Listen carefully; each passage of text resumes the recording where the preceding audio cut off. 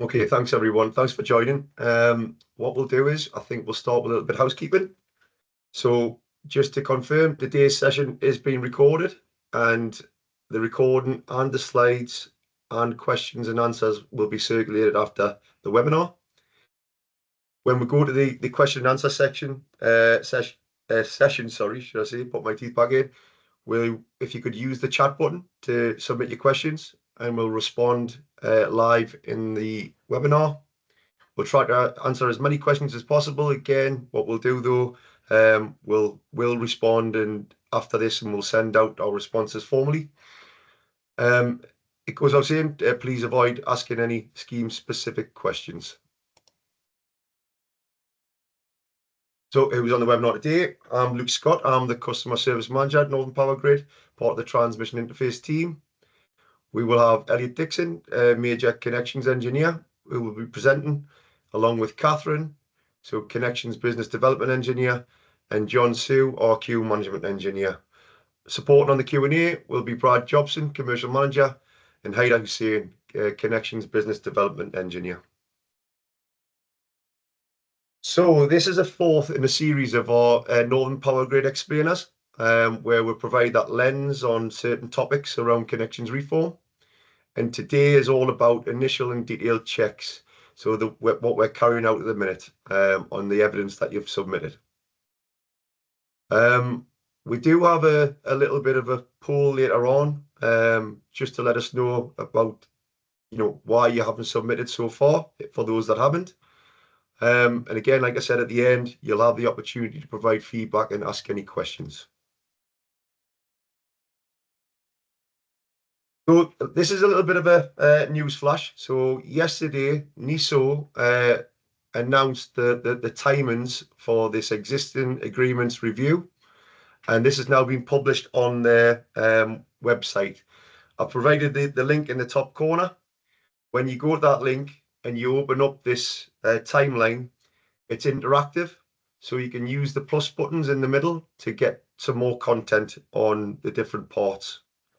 But I just want to draw your attention to the opening of the DNO window. So our window opened on the 20th of May, where we want you to start submitting your evidence, and we want you to get that in nice and early so we can try and provide as much feedback as we can. But also to let you know that it closes officially on the 29th of July. So as I said, get that evidence in nice and early. The requirement on us as DNOs is to carry out an initial check only. But because you're submitting early, where possible, we will provide that detailed feedback. The next part I want to draw your attention to is customers are to make themselves available from the 8th of July to the 7th of August in case there's any questions that we'll have on any of the evidence that's been submitted, any further clarifications we might need. And around September time is another key milestone. September time is when customers will be advised whether they're Gate 1 or they've met the Gate 2 criteria. Okay. So what I want to cover off on this slide is, sorry, there's a bit of noise there. Could you just make sure you go on mute, please? So what we want to cover on this slide is we want to ensure that people know who needs to submit, so what projects need to submit evidence on our customer declaration portal. So small and medium embedded generation, so which are triggering transmission, they need to make their submissions to us as the DNO through our customer readiness declaration portal. Large embedded customers with bigger agreements, they need to submit directly to NESO. So what's out of scope of reform is all demand, so embedded demand, and any embedded generation not triggering transmission impact assessment. So which was previously anything below 1 megawatt, which is now in play with the TIA threshold. Anything 4.94 and below is out of scope for connections reform. What's really important, because we're getting some questions on it, is those customers who are in part 2 of Appendix G, so meaning part 2 where you can connect a transmission without any reinforcement, they still need to submit evidence. So if you haven't connected, if your scheme hasn't connected when this window closes, then you must submit your evidence on the Customer Readiness Declaration portal. Okay, so this slide is a little bit of a reminder. So the first port of call for you before submitting your evidence is to please look on the national guidance, the handbook, which is found on the NISO webpage. We've also got it bolted onto our Customer Readiness Declaration portal at the top. There's a link that you can click on then, takes you straight through to the guidance. Please use that in detail, because what we're going to do when the team take you through some of the initial and detailed checks, we're going to go through some of the failings that we're finding at the minute. So some of the things where we're failing on initial checks or even detailed. So the team will take that through. But to try and avoid that, use the handbook. The handbook's really good. It's got some good examples in there, red line boundaries, that if you follow, you can't go wrong. And as I said, it's important to submit early. The obligation on us is just to carry out an initial check in this window. But if you submit early, we're going to provide you that detailed check. But as it gets later to that window closing, we'll just revert to just doing initial checks only as required, and detailed checks as carried out later on in the year. We've also got a link in there. So there's a link to the handbook, and we've also got a link straight to our Customer Readiness Declaration portal, which is found on the transmission interface page on our external website. Okay, so I'll now hand you over to Elliot Dixon, who will take you through some of the evidence submission. Cheers, Luke. Hi, everyone. So, yeah, this slide, we just wanted to have a look at the original red line boundary requirements and sort of go through what's required as per the methodology. Obviously, some of the parts of it with the decimal places may seem pedantic to some, but obviously NISO have had to set a standard, and that's what the standard is. So we just have to do our best to try and hit that standard. Yeah. So as you can see, we've got the example up on the screen there with all of the different components that we'll be looking for when we're doing our checks. Orientation of the map you're submitting, the scale in meters, the address and the land rights. You have to match, obviously. The technology installed, the 1 decimal place. If you've just got 10, yeah, and there's no other numbers after it, just put 0.0, yeah. The land acreage, same goes for that. If you can use apps like Street Map where you can get the sorry, that's for the coordinates. For the acreage, you can it needs to be a 4 decimal places, yeah, and that's what the standard is for this drawing, yeah.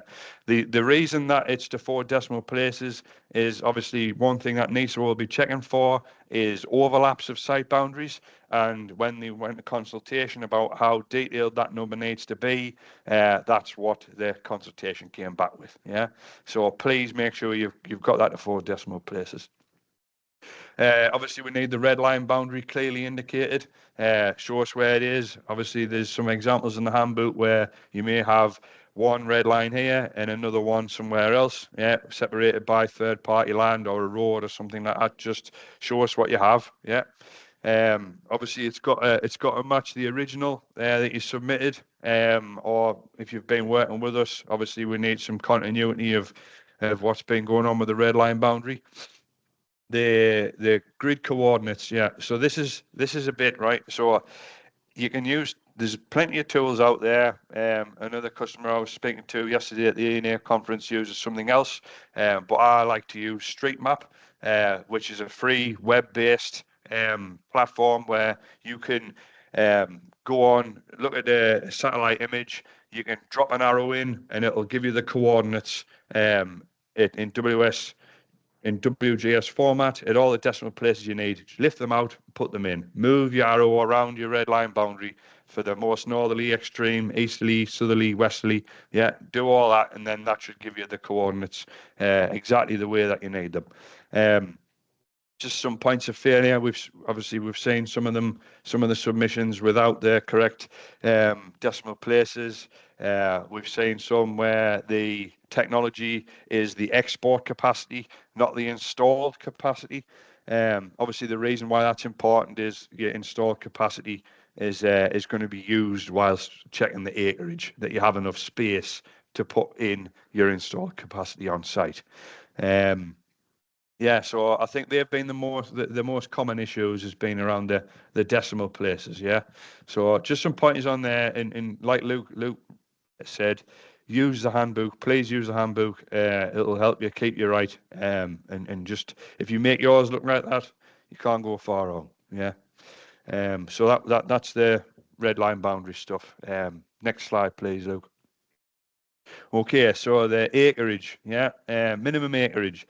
So obviously, this we want to make sure that you've got enough space on your site to build what you're going to build. Yeah, NISO have released their own guidance document, LOA guidance, and that has a table in called the energy density table, and that basically shows you exactly what the minimum acres per megawatt needs to be for each technology. Again, that was a consultation process where they went out to get some assistance on figuring out what that number needs to be. Obviously, you need to have a look at this this guidance, have a look at the minimum acres per megawatt, and make sure that what you're building is going to fit in the land that you have. Yeah, how it ties into the red line boundary. We've got the example from the handbook there over on the right. You can see this one. We've got a couple of different parcels, a couple of red lines, all for the same job. Yeah, and you've got the minimum acreage for each one shown on the drawing, so we know exactly which one it is. Yeah. Furthermore, if you were going to have a split in technology and you wanted to show us exactly which parcel was going to be used for what, you can do so. Yeah, you can put on there, number 1 is going to be for my solar, number 2 is going to be for my battery, number 3 is going to be for my wind. This is my capacity for each. Yeah, if you were going down that route. Yeah. So yeah, obviously these documents are here to help you. If you make them look like they do in the handbook, obviously you can't go far wrong. There will be some scenarios where you might want to have a good think about it if you have got that spread of technology across different red lines. And obviously if you submit early enough, we'll try and help you if you're getting stuck. Yeah. So yeah, please take a look at that. Yeah, that's it on that one, Luke. We'll hand over to John. Guys. Yeah, so I'll be walking through now on the land right requirements. So typically, if you're going down the land route on this, there's 3 different type of documents or 3 type of ways to get through. So the first one I'll be going through is the option agreement. Typically, that goes with a lease. So if you're submitting an option agreement with the lease, the typical requirement is that document must have a minimum 3-year period from the date that it was signed. And if the document states a long stop date, you need to make sure that the submitted document is still state that the long stop date is valid. So it needs to be further ahead rather than a later date. And then any location reference in that document must align with what you submitted on the readiness declaration, so the red line boundary and the site address, etc. The technology as well. So in the development part of the option agreement, the technology stated in that should be like matching the technology they stated in the readiness declaration they entered. And also, the option agreement should not contain any unacceptable termination clause. So that's the landowner break rights. And as it says, the title of the option agreement should state the applicant is the party that entered into this option agreement. And if a lease is attached with the option agreement, it should at least have 20 years from the date of exercise of the option agreement. So that is one part. The next one is the land lease. It's similar fashion. For the land lease, the location that's in the land lease should match the red line boundary or the readiness declaration. Same as the technology, it needs to match. And the land lease, it should at least have 20 years remaining. If it's less than 20 years, then you need a signed document from director explaining why it's less than 20 years. Same fashion, it doesn't contain unacceptable termination clause. And on the land lease, it should have the applicant that is the party who entered into the option agreement. And the last one is the ownership. So Typically, it's a copy of the register of title for the registered land part, or it's a title deeds, or a certificate of the title by the solicitor, where the land is not registered at the land registry.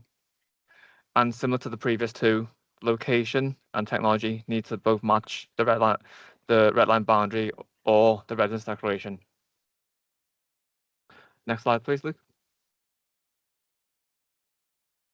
Now we move on to the advancement part. So this is when applicants, well, you guys have a existing agreement and you would like to basically request a earlier connection date through the portal.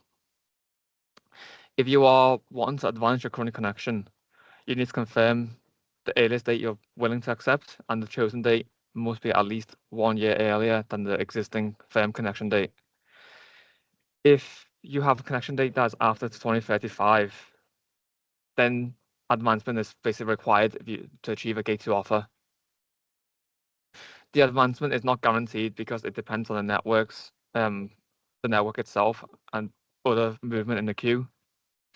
Basically, we kind of flag like your interest on the advancement in a technical limit offer, which we will prepare like a new transmission offer once it's been accepted.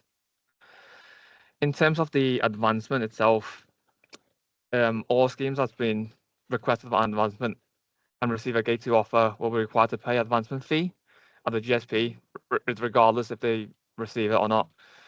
The proposed fee is £13,600 in England and Wales. That's non-refundable, and that's typically shared between a number of schemes which have requested advancement and receive a Gate 2 offer. Schemes that have only got a Gate 1 offer will not be subjected to this fee. And yeah, when you get these slides or via this link, you can find out more information on this part. Yeah, that's me. I'll hand that over to Catherine on tech limits. Thanks, John. I'll now just briefly talk about technical limits in relation to connection reform. So if a project has accepted a supplemental agreement for technical limits and we only require one readiness declaration form to be submitted, this should cover both the enduring and interim offer. These projects can receive a different protection for the interim technical limits offer and the enduring offer. So under section 5 of the declaration form, we are just asking if customers can select the protection clause that applies to the enduring offer, and then if a different protection clause can apply to the technical limits offer, we will assess this. And it is just important to note that if a project does currently hold a technical limits offer, but it's mapped to a new GSP following the new queue formation, then technical limits offer will no longer be available for that project. Next slide, please, Luke. So, as I guess we're all aware, readiness can be shown through either land rights or planning. The planning route is only kind of possible and can only be followed by a project that is following the development consents order process, not any other form of planning. Those projects cannot go down the planning route, they have to go down the land route. If a project has achieved planning consent from the town and country planning process, then all relevant planning information will be submitted to the portal for queue formation purposes and also for protections. Projects that have submitted planning will be prioritised in the new queue ahead of projects that only have land rights.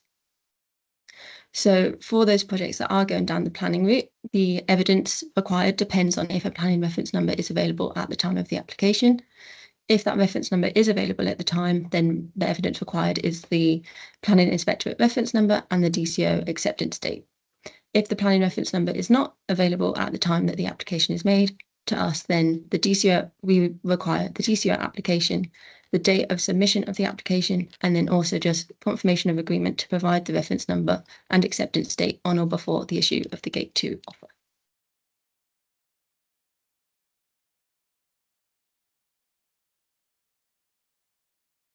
Yep, and that's probably me on director's declaration. So at the end, before you submit it, right, you need to submit your or declare director's declaration. So that part needs to be done and signed by the director of the applicant. It can be done by someone else, but a letter of authorization is required from the director. And the director who signed the residence declaration or the providing the letter of authorization must be registered as a director on Companies House. The name must align with Companies House itself. And if the signatory is not a statutory director, they must then provide evidence explaining why they are authorized to sign the declaration. Examples might include, they are not in they're not in Great Britain, the company itself, therefore is not registered on Companies House, or is a trust or local authority or council. In other circumstances, such as a change in company ownership that occurs during the Gate 2 application process, you would also need to submit evidence as to why, or explaining that this process has taken place. We have been seeing some mistakes made already regarding not the director signing things off, or the project manager itself filling in the forms. As I said, that itself, it's okay, but we would require a letter of authorization from the registered director itself. Yep. Next one. Okay, thanks, John. So I just want to go into a bit of timing and feedback. So just cover off what I said at the start of the presentation. The evidence submission portal opened on the 20th of May, which you can find on our transmission. So Northern Power Grid's external website, go to the transmission interface page. Easiest way to navigate it, there's a search button at the top, type in transmission, takes you to the page, and then there's a button at the bottom where you can submit your evidence.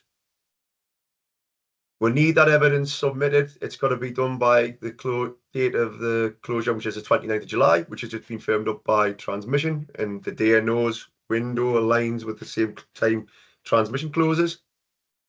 I think what's quite important is if you're in this process and you're not wanting to submit evidence, then please let us know. So email us at direct at the connectionsreform@northernpowergrid.com email address, just to let us know. Those who don't submit evidence and the window closes will automatically get a Gate 1 offer, which is indicative point of connection, indicative costs, indicative date. As I said, we're assessing all the evidence in this window to the initial standard, but those that submit early, we're all going into detail. But there's going to come a time where that window gets shorter, and we're getting more and more applications in, where we'll have to revert back to initial only. But please try and get your evidence in early now. The messages on there help us to help you get it in early. Okay, so what we're going to do now, Namalia, if you could just launch the poll, and what we want to know is, if you've not started your submission, why? Is there any support that we can give you? What is it that you need in order to get going? So very shortly, that poll should come up. We'll just give it a couple of minutes. Oh, there it is there. So if you could all fill that in before we go to the next part, it'd be very much appreciated.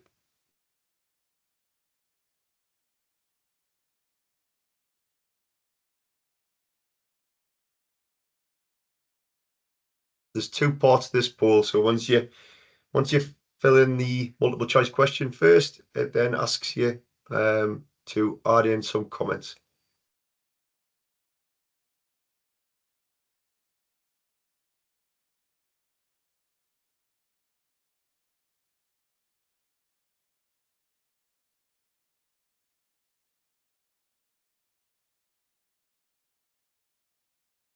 We've got 44 responses. I'll give it a little bit more time just to give that up, get that up a bit more.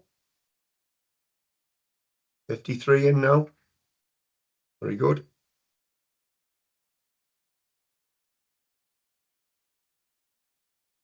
56. Will we get past 60, given we've got 136 people on?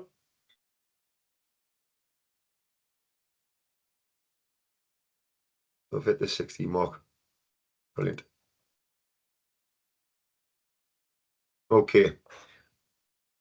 We'll move to the next part of the session. I'll hand you over to Brad. Thanks, Luke. Right, we're moving to the good morning, everyone. First and foremost, we're moving to the Q&A now. I can see there's lots of questions already landing in the chat. So just a quick reminder, if you do have a question, please put it in the chat. We'll look to answer as many questions as possible during the session, and we'll start with the ones that were submitted in advance of the webinar. If we run out of time and we can't answer your question today, we will follow these up individually. Well, we will answer the questions during the webinar. The topic's complexity may lead to misunderstandings. Therefore, the formal written responses to the Q&A sent out after the webinar are the official MPG answers. Next slide, please, Luke. So the first question we had today, it's in two parts. So there's part A and part B. I'll ask both and answer both. So part A, if I'm a hybrid with no protections and I'm expecting to get a split gate 2/gate 1 offer back, do I need to say anything about this in my application, or do I just have faith in MPG and sit tight? So the answer to that one is submit your readiness declaration showing multiple technologies installed on the site. We will submit it in ISO showing the multiple technologies from an MPG point of view. Part B of this question is when we find out in September if we're going into the gate 2 or gate 1 off. Sorry, I'll start that again.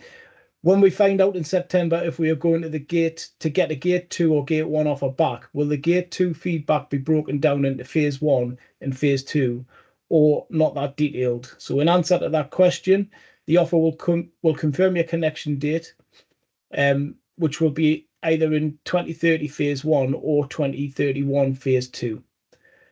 I'll hand you over to Catherine, who's going to ask the next question. Thanks, Brad. So the next question is, please can we confirm that land options signed before Ofgem's decision do not require a 3-year option period? And the answer to that is that all option agreements submitted in the window must meet the criteria specified in the Gate 2 methodology, with option agreement being a minimum of 3 years from the date the option was signed. Okay, and the next question I'll go through. So, are projects benefiting from an accelerated delegated technical limits connection date considered staged on the basis that their connection offer is non-firm until their enduring connection date? If yes, what's the guidance for completing the evidence submission, please? So the answer to that is, as shared in the presentation, if a project has accepted a technical limits offer, then one submission should be made covering both the interim and the enduring connection offer. Brad? Thanks, Ida. So next question is, can you confirm new connection dates as an average? So the answer to this question is, we don't know this until connections reform has taken place. We can't predict what the average connection date will be across our queue until it's reformed, and we know what schemes will be removed and what schemes will progress. Catherine, over to you. Thank you. So the next question, dates for national approval changes to schemes connecting under 5 megawatt. And the answer to that is that Ofgem approved the changes on the 12th of May 2025, and the changes are now policy. Next to you, Haida. Yeah. So next question, does the original red line boundary plan submitted for Gate 2 submissions have to match the red line boundary submitted at grid application stage? And the answer is it has to match the original red line boundary. However, you can discuss allowable changes as per the ENA guidance document. You may be able to alter as long as there is no material change or impact to other customers. The point of supply must remain the same, and there's no increase to you to your land or install or export. And Brad, if you want to take the next one. Thanks, Haida. So next question is, has a time frame been given for the second LDES submission window? What is the cut-off date in 2027? 2027 for projects with connection offers that will no longer have guaranteed connections. So answer is, we're not fully sure we understand the question. The new enduring window hasn't been given an exact date of opening, but we suspect it will open at the end of this year in Q4. Customers can still apply to DNOs at any time. We have no window, but they should be clear that they are ready and needed before doing so.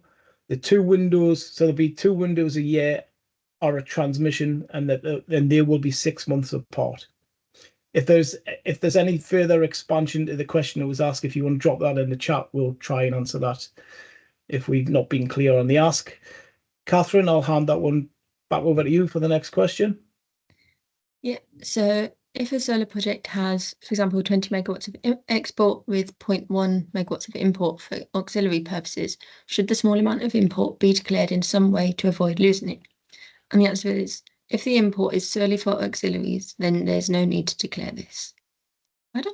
Yeah. Next question. If, for example, you have 20 megawatt import capacity for a battery, but can only build out 10 megawatt BESS initially due to planning consent, is it better to declare 20 megawatt BESS to avoid losing the additional 10 megawatt?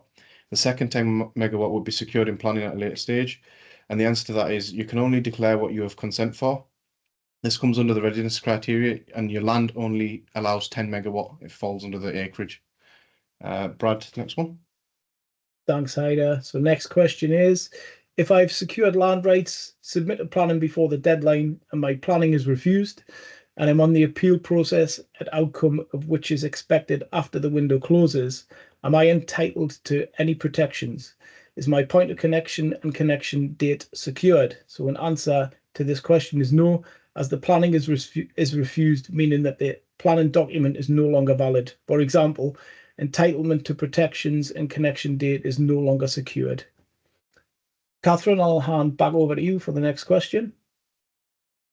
Thank you. So, is it required for demand connection to submit the readiness justification? If out of scope, what does that mean in terms of position in the queue? So the answer is demand is not in scope of this exercise, and demand projects do not need to submit any evidence. The queue is for generators and storage. Right. Yeah, the next one is, what is the definition of red line boundary?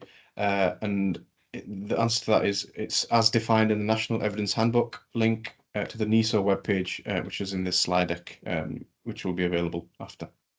Brad, next one. Thanks, Haida. So the next question is, when can project designation be submitted? The drop-down box in row 27 of PD application allows multiple technologies, but row 28 doesn't.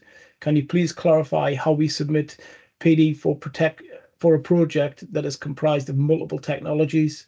The innovation applies to the unique nature of the total project, not an individual technology. So in answer to this question, this is a question for NESO as the project designation is not a DNO process. It is owned by NESO. Please see the email NESO. Please email the NESO team at the below box.connections reform at NESO Energy link. I'll hand back over just to say on that as well, Brad, it's not a passover. So, you know, NESO launched that. They've got a team that's sitting around this. They said that yesterday at the ANA seminar. So they've got a team on hand to respond to queries in that inbox. Project designation and how you fill in that application to project designation is NESO owned. So I'm sure they'll get back to you if you email your query to them. Thanks, Luke. Catherine, I'll hand over to you for the last of the pre-written questions. Thanks, Brad. So the last question is, how do I submit the declaration form for hybrid projects? So if your hybrid project has one Northern Power Grid reference number, then you only need to make one submission to the portal. You can add multiple technologies in section 2 of the portal and specify how it's operating in section 6. If your project has 2 MPG reference numbers, then you'll have to make 2 separate submissions. I think we'll now move to the questions in the chat.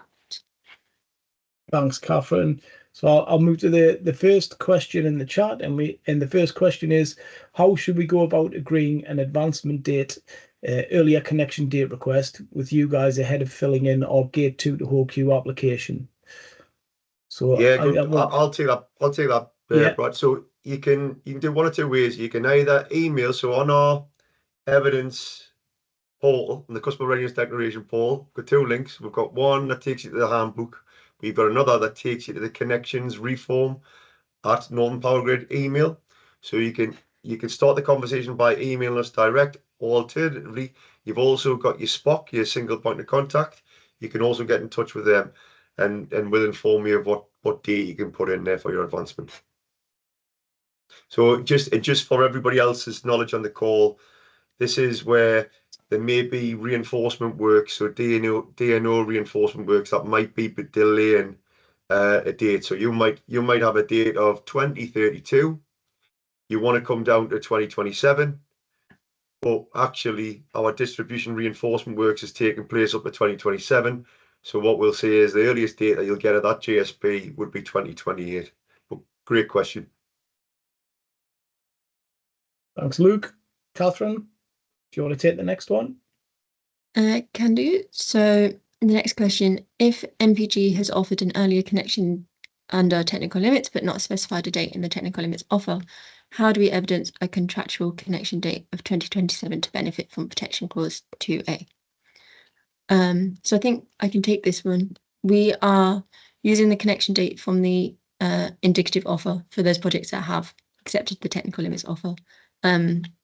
We know what those dates are. So if you just select the protection clause, we will then know the date that applies. Haida?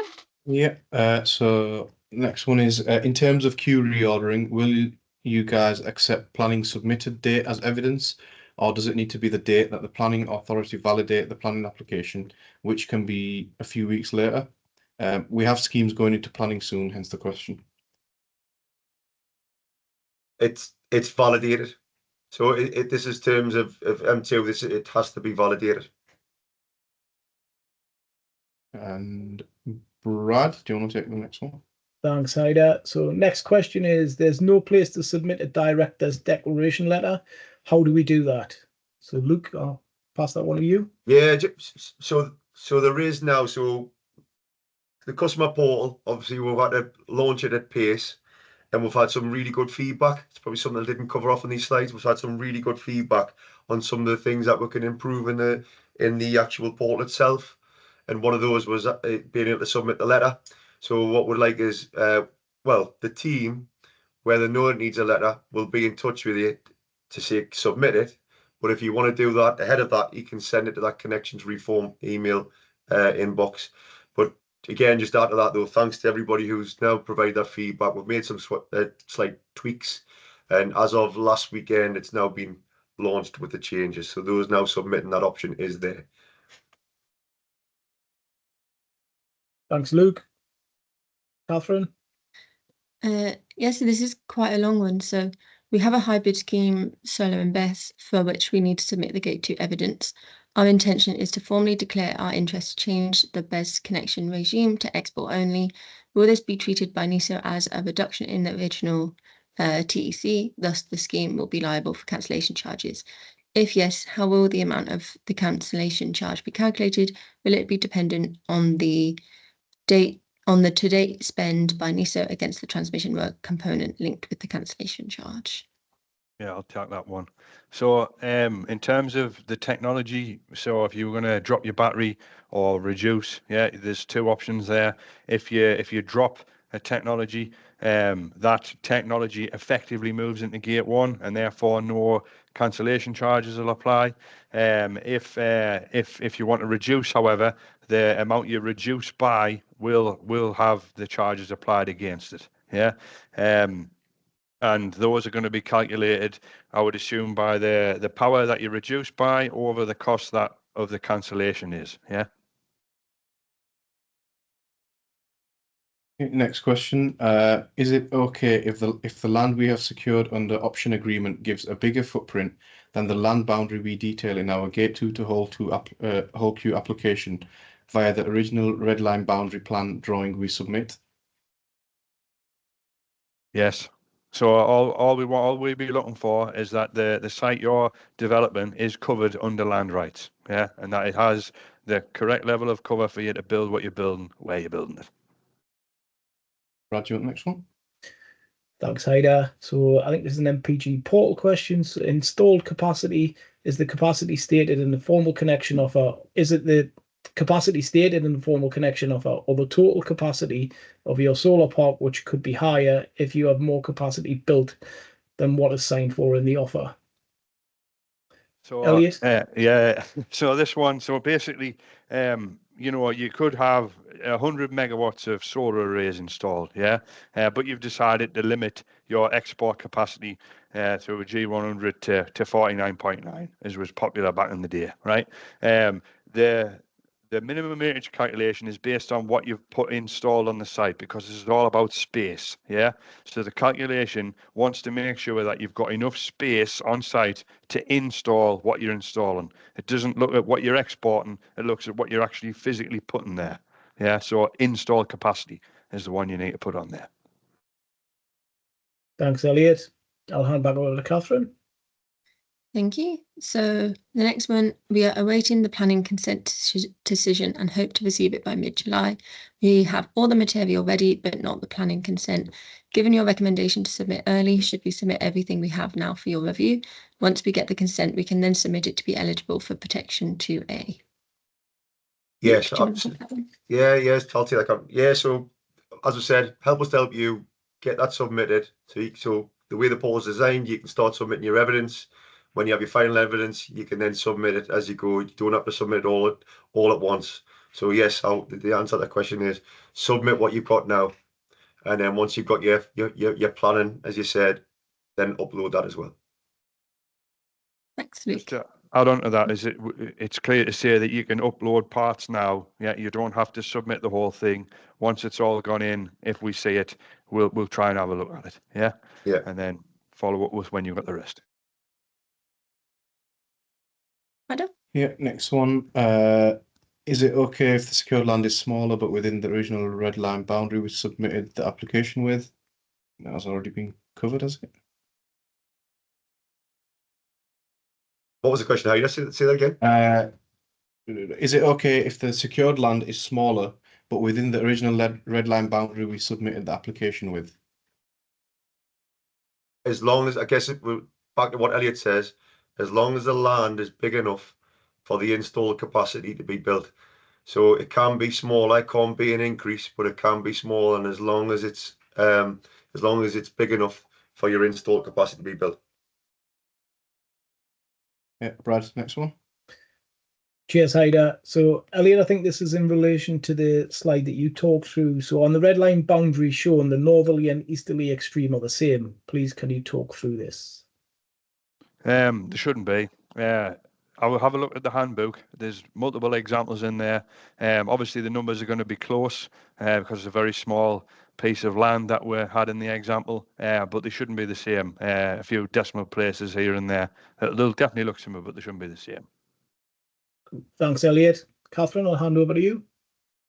Yeah, so the next one, the TEC is the amount you will export to the grid, including the losses that need to be added for your power to reach its destination, or is it the amount that you will export to the grid without considering losses, according to what you have agreed to in your offer? Elliot? So TEC is defined on there as part of on NESO's website of what TEC is transmission entry capacity. So this is how much access you need for your export capacity. If you're exporting 49.9, you need 49.9 TEC. Yeah, it's the same thing. We just love acronyms in this industry, and we don't always join them all up. Thanks, Elliot. Next to Haida. Yeah, it's quite a long one, but in terms of filling out the Gate 2 readiness declaration form, can you please advise which total acreage value of the original red line boundary we should measure to assess against the minimum acreage per megawatt requirements as set out in the latest NESO LOA guidance energy density table? Should it be the measurement base on the red line boundary included within the secured land right, i.e. the option agreement plan? If this red line boundary doesn't exactly match with the red line boundary submitted to MPG in terms of the G99 application form, would that be an issue? So there's two things going on there. Yeah, you've got does me land rights match your red line boundary? Yeah, that's what you're gonna have to look at. And as we've said, as long as it's covered, it may have shrunk. That might be all right. Yeah. In terms of the energy density table, you'll know exactly what land you have. Yeah. In terms of acreage, you'll know exactly what technology you're putting in. Yeah. And so if you look at that energy density table, you can calculate what the minimum acreage has to be for each technology. If you work that out, you'll know how many acres you need, and you'll also know how many acres you've got, and then you'll be able to get the solution. There's some examples in that document which show some example calculations of how to work it all out. There's some really good work examples in there, so I would encourage you to go and have a look at that. And the link, and just after that, as we've already showed in the slides, the link to the LOA where the density table is on these slides. But you can also find it if you put in LOA, NESO LOA on the website, it'll come up. I've put it in the chat as well. Yeah. Thanks, Elliot. Thank you. Brad, next one. Thanks, Haida. I think this one's another red line boundary question. I thought we couldn't have multiple parcels on the same map and had to submit separate maps for each parcel. Is this incorrect? So, Christy, it's basically all. Oh, hold on a minute. These lights. Right. Anyway, so basically, yeah, you can have this is your red line boundary, yeah. So as we've shown in the guide in the handbook, yeah, you can have it looking exactly like that, yeah, exactly like that, showing each parcel of land and the acreage associated to those different parcels, yeah. Now your land rights may be on different agreements anyway, on different documents, because they could be from different landowners, yeah. So there's two things there, but like we said, if you follow the handbook and if you made your red line boundary submission look exactly like that one does, you would be okay. Cheers, Elliot. Catherine? Okay, so the next one, is the solar acreage based on the installed DC capacity or its equivalent AC capacity? For example, a 10 ME AC export capacity solar farm often installs 12 megawatts DC worth of PV panels. What capacity is needed for the acreage? So I'm not 100% on this because I don't know what NESO have used in the LOA guidance to calculate that out. But I would say if you went for the install capacity, which you've told us is your install capacity, say for your modeling, yeah, then that would be the one you would go for. Yeah. Then just to back alley up, that is the one that you would put in. It's the one that you've told us. It's what's in your agreement. That's what you use. Brad, just a bit of a time check. We've probably got another minute or so. We've probably got time for another 2 questions. Cool. Cheers. I'll take the next one then. So does a 2-year option with a long stop of 1 year qualify as a 3-year term option agreement? Luke, that one might be for you. Can you say that one again, Brad? So does a 2-year option with a long stop of 1 year qualify as a 3-year term option agreement? It's as we've said in the slide. So the option agreement is 3 years from the date the option was exercised. Not exercised, sorry, from the date it was signed. Thanks, Luke. Catherine? Okay, I'll just quickly, there's a follow-up to the technical limits question saying that obviously I said that MPG know the date that applies, but the customer would like to know the date that is being applied. So I'll just clarify that it's the date that we provided in the indicative offer, which all customers who have a technical limits offer should have had that. Haida? Yeah. So I think if we've got time for one more. So the next question is at least 1 year actually 366 days plus or 13 months? Where is the exact threshold? I'm not 100% sure which part that's referring to. If anyone does know. Morgan, do you want to tell us what you mean there? Yeah. Hi, I'll guys. move on to the next one. So when is the advancement fee due to be paid? Haida, 2 seconds, because I think Morgan's online. Morgan, do you want to clarify what that means? It's on the advancement thing. It's a minimum of 12 months if you're going to ask for advancement. Just trying to get a feel for where the 12-month threshold is. Is it 12 plus a day, 12 months plus a day, or is it exactly 12 months? It's exactly 12 months, Morgan. Okay, thanks. Thank you. Haida, I think we'll have to pause it there for time. Yeah. So what we'll do now is we're just going to move into the polls. So we'll have a polls section just to fill up, because we're doing a lot of these explainers, and we just want to know that we want feedback to know from you as customers, are they working? Are you getting what you need, or what else would you like going forward? So that would be really helpful if you could fill the polls in, and then I'll tell you about next steps of what we've got planned, if that's okay. So Namalia, if you could launch the polls, please. And just while the polls are coming up on the screen there now, and you're filling those in, just to say, look, if you think we're being pedantic, we'll apologise around, you might have missed the decimal place. But they are NESO's guidelines, they are the rules. And I guess it's not just one application, or if you've got 5 applications. This is 5 applications in thousands across GB.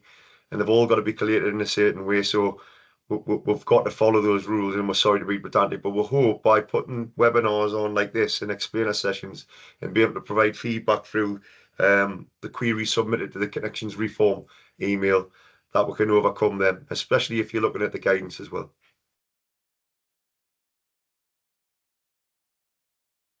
So we should be thereabouts. So we've had 5 responses on the polls. Oh, no, it's went to 35, so very good. 40.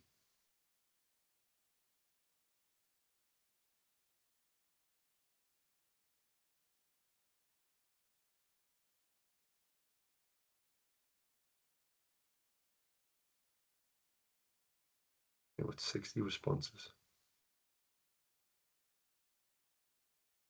Again, for those questions that we didn't answer, we will be responding formally. So we'll send them out with the slides and the recording, and we'll respond to all those questions that were raised.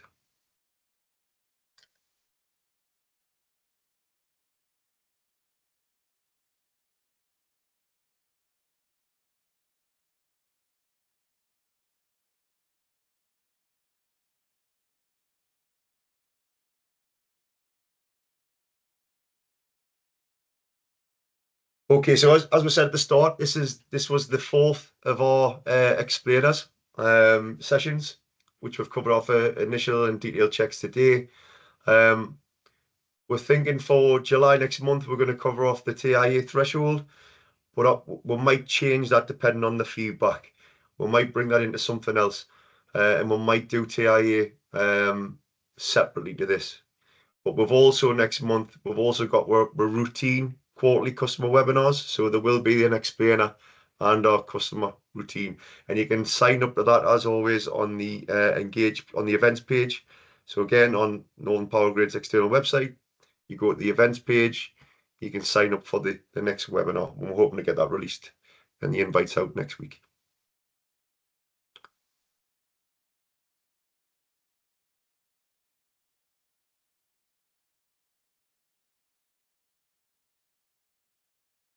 So just to say thank you for everyone who attended, and thank you once again for all your questions. Any further support, like I said, please contact the team through the Connections Reform inbox. But yeah, thank you all for joining.